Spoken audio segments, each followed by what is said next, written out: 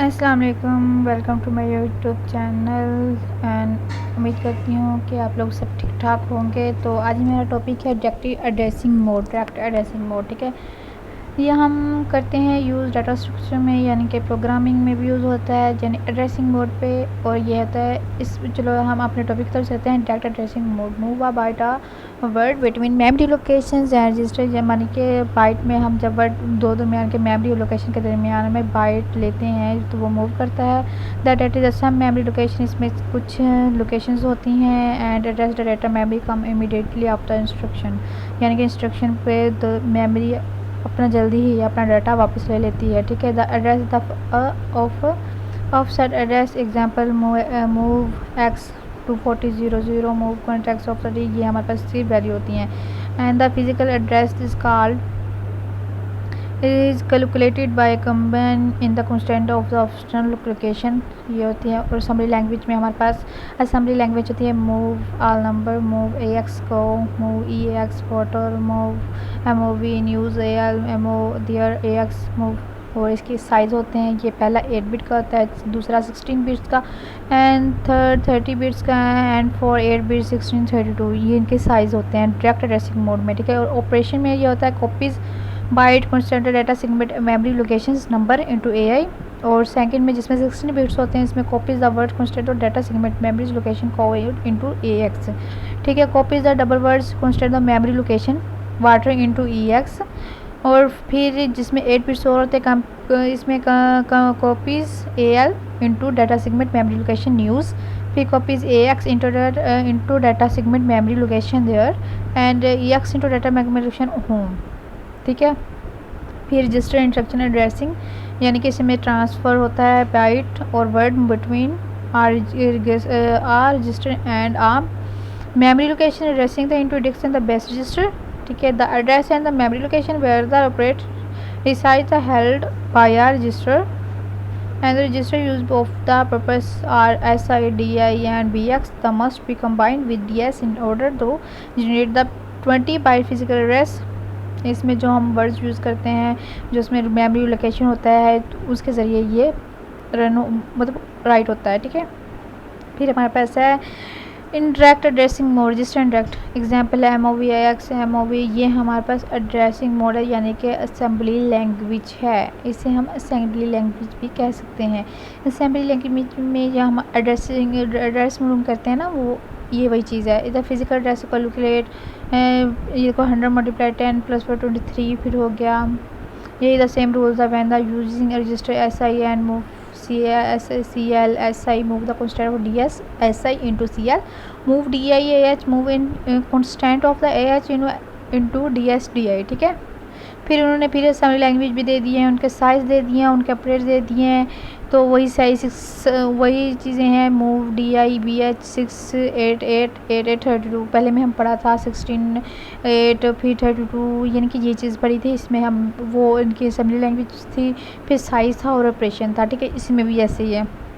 फिर हमारे पास है plus index addressing mode transfer a byte a word between register and the memory location, यानी कि जो ट्रांसफ़र चीज़ होती है कि दो चीज़ों के दरमियान रजिस्टर और मेमोरी लोकेशन के दरमियान होती है। Addressing by base BP and BX plus into index register DIS SI, जो एड्रेस बेस रजिस्टर होता है उसे प्लस इंडेक्सन DIS ये BP कहते हैं और BX कहते हैं, फिर DI SI कहते हैं। Combining base into index addressing modes, one base registers and one index register and use. फिर example move BX DI CL move index, ये चीज़ होती है, ठीक है। फिर उन्होंने आगे जो हमने पहले बेस प्लस पढ़ा इंडेक्स पढ़ा था, तो उसकी अब उसके असेंबली लैंग्वेज उसकी साइज़ हैं और उसके ही ऑपरेशन है, ठीक है। वही assembly language move BX SI फिर 80 68 88 32, यानी कि हर किसी का साइज़ चेंज होता है, फिर हर किसी के ऑपरेशन चेंज होते हैं, असेंबली लैंग्वेज भी चेंज होती है, लेकिन हर किसी के साथ MOV लाजमी ही लगता है, ठीक है। फिर हमारे पास है रजिस्टर रिलेटिव एड्रेसिंग मोड, इसमें हम बाइट वर्ड्स बिटवीन रजिस्टर, इसमें memory location address into index, उसमें हमारे पास मेमोरी लोकेशन वो ऐड होता था, लेकिन इसमें हमारे पास इंडेक्स और बेस रजिस्टर प्लस डिस्प्लेसमेंट भी होती है, ठीक है। द डाटा सेगमेंट में the address by the adding in the displacement and the constants of the base of an index register, ठीक है। BP BX DI ये हमारे पास होती है, और ये हमारे पास इसकी एग्जांपल होती है। फिजिकल एड्रेस होता है, फिर हमारे पास फिर फिजिकल एड्रेस होता है, यानी कि इनमें से ये एग्जांपल्स हमने करनी है। फिर आगे हमारे पास उसके मोड एड्रेस के, फिर हमारे पास असेंबली लैंग्वेज आ जाती है, साइज़ आता है, ऑपरेशन आता है, यानी कि पहले हमने रिलेटिव प्लस इंडेक्स का पढ़ा था, हमारे पास उसका फिर से उनका भी मोड असेंबली लैंग्वेज था, साइज़ था और ऑपरेशन था। फिर और यानी कि हर टाइप का अलग अलग ये रजिस्टर्स होता है, यानी कि ऑपरेशन होता है, साइज़ होता है, असेंबली लैंग्वेज होती है, ठीक है।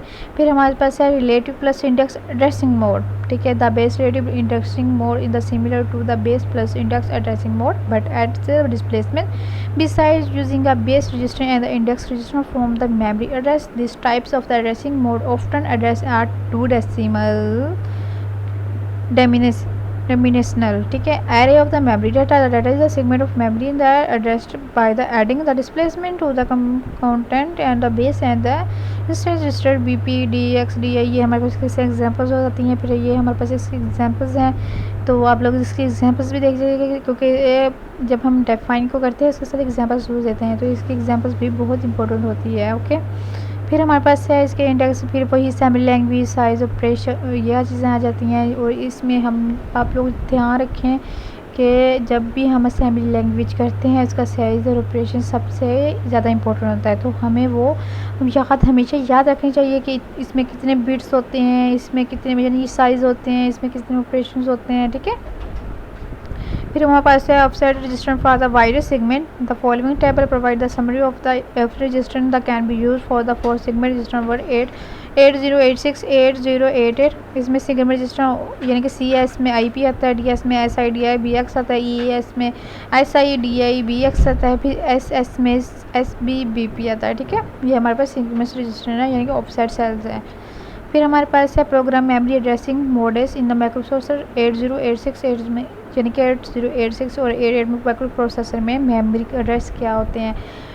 Program memory addressing mode use be a GMP and the cell instruction constant of the 3 distinct form. Direct program memory addressing, relative program memory addressing, introductive program memory program, ये हम use करते हैं, ठीक है। अब हमें स्टैक मेमोरी एड्रेसिंग होता है, ये क्या चीज़ होती है, ये हमारे पास ये हमारे स्टैक पे the important rules in all processor, यानी कि ये हमारे पास सबसे ज़्यादा ये रूल इंपॉर्टेंट होता है। और the whole data in the storage the return address, यानी कि जब हम एड्रेस को रिटर्न करते हैं तो उसका टेम्परेरी स्टोरी यानी कि सब कुछ होल्ड कर लेते हैं, डाटा हम वापस भी कर सकते हैं। फॉर द पेरेंट जैसे the stack memory the lovely last in the first out memory which describe the way data and the storage and the moved from the stack, ठीक है। फिर हमारे पास है इसका फिर में stack memory the mode in the Microsoft, यानी कि उसका फिर वो बता दिया गया है।